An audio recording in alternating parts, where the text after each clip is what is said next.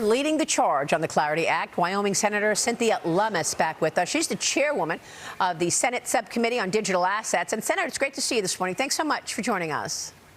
My pleasure, Maria. Good morning. Where does it stand right now? When we were together the last time, you said you're hoping that you could actually get this passed before you all leave for recess, which is supposed to be this Friday. Maria, I don't think we'll be leaving on Friday. I think we'll go into the weekend. There are other bills in addition to the Clarity Act that we need to take votes on before we leave for the August recess. And Clarity is one of those bills. So I do believe that we will get a vote on the Clarity Act and get people on the record. After 11 months of negotiating with Democrats and adding 300-plus pages to the bill at their request, it's just time to get people on the record. Well, that's right. And I think that's such a great point that you make, because obviously it doesn't feel like you've got the votes. Do you feel like you can secure the votes needed, or are you looking at another situation where Democrats want to offer more and more amendments related to ethics, law enforcement concerns, and then the amendments will just get blocked and it's just more time? I continue to work with Democrats every day on those very issues. And we worked into the night last night on the CFTC portion of the bill. We're working more on the law enforcement portion of the bill. By the way, we've gotten a lot of support from law enforcement now who see this as a pro-law enforcement bill. And the president agreed to an ethics provision that no president has ever agreed to. He's gone farther to protect ethics than any president in history. Yet the Democrats do want more. Their proposal is in front of the president now, and we'll see what he does. No, it's a great point that you make. The president has actually tried to come to the middle and try to agree to some of these ethics. I mean, you know, when we spoke a couple of weeks ago, I said, look, the president's just going to veto this. But in fact, he's tried to come to an agreement with Democrats on these ethics issues. And if this bill dies, the Democrats are going to have to kill it. We're going to vote on it. So it can't die by no votes. And if it dies, it's going to be because the Democrats kill it.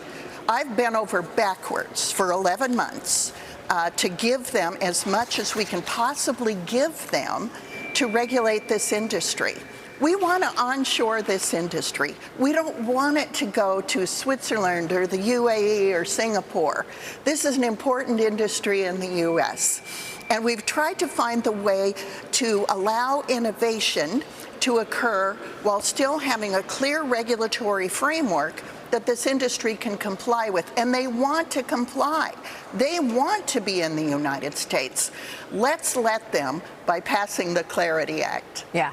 Great analysis there. Let's talk about some of the other priorities, because I know that the continuing resolution is a must, right? If you don't get the continuing resolution done, well, then we will have another government shutdown at the end of September when funding runs out. There's Reconciliation 3.0 with an uphill battle as well.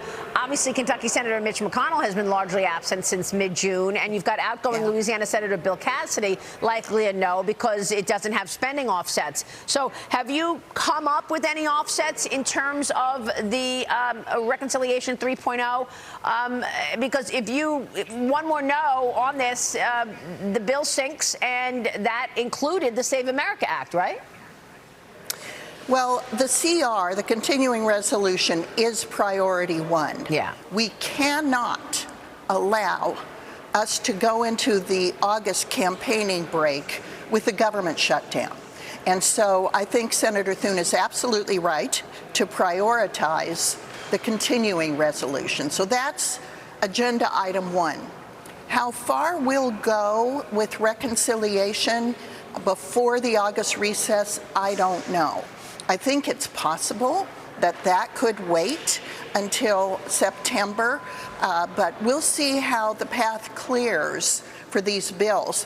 Another bill that is getting a lot of momentum is the name, image, and likeness bill that is being propounded by Senator Ted Cruz, Maria Cantwell, and Eric Schmidt. And of course, that's a bill that everybody's having fun talking about because it's about football and the different conferences that we care so much about. So with all of those balls in the air, I think that Clarity will get a vote.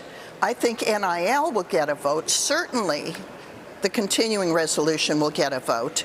I'm not sure about the budget resolution. I see. The budget resolution being the reconciliation 3.0. Yes, it tees up the reconciliation vote, which we would never have time to get to before the August recess anyway. Right. But I know that Chairman Ron Johnson of the Budget Committee is working diligently to prepare that and tee it up. Yeah, and of course, this is all about the offsets, and the parliamentarian has already suggested it's not going to fly if you don't have, I guess, dollar for dollar and year for year spending cuts to restore fiscal sanity there. But what about NDAA? What about, the Farm Bill? What about Russia sanctions? Is all of that for when you guys come back before the midterms, or are we talking about once you get back in September, it's going to be all about the midterms, isn't it?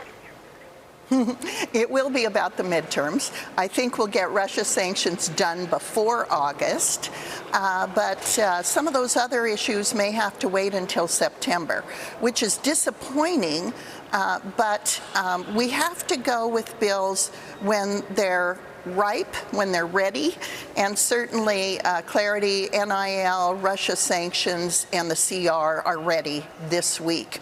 So I'm hopeful we'll get to the budget resolution. The Farm Bill is being marked up on Thursday, tomorrow. Okay. So it's advancing, but it's not ready for the floor. Well, you're doing as much as you can. Senator, look, let's talk a word about these midterms, because the primary elections are rolling in. And in Michigan, the Democrat Senate primary is still too close to call. But look at what you've got going on here. Progressive candidate Abdul El Sayed holding a slight lead over Congresswoman Haley Stevens. This race is being looked at as a litmus test for which direction the Democrat Party is headed come November. Senator, what are your thoughts on the majorities in the Senate and the House, given all of these very, very far left candidates on the Democrat side?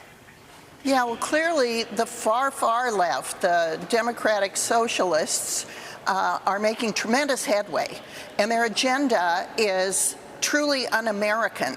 Eliminate the Senate, do away with prisons, open the borders. It's going to test the strength of traditional Democrats in fighting back against an agenda that is truly un-American. But as we've seen, the Democratic Socialists are winning these primaries. Wow. And so scary stuff for the Democrat Party. I hope they can get their land legs under them and tamp down this socialist movement. I believe the Republicans will retain control of the Senate, but Maria, I think it's going to be really close. Yeah. I'm in strong support of Mike Rogers in Michigan. So whichever candidate he faces, I plan to be spending some time in Michigan this fall campaigning for Mike Rogers. That is wonderful. And we know that a Republican hasn't won in that role in a long time in Michigan, so we'll be watching you work on that. Senator, thanks for your leadership on all of the above. Good to talk with you this morning. Great to be with you, Maria. All right. Cynthia Lummis is on Capitol Hill. We'll be right back. Stay with us. When you can't watch, listen. Get the latest news.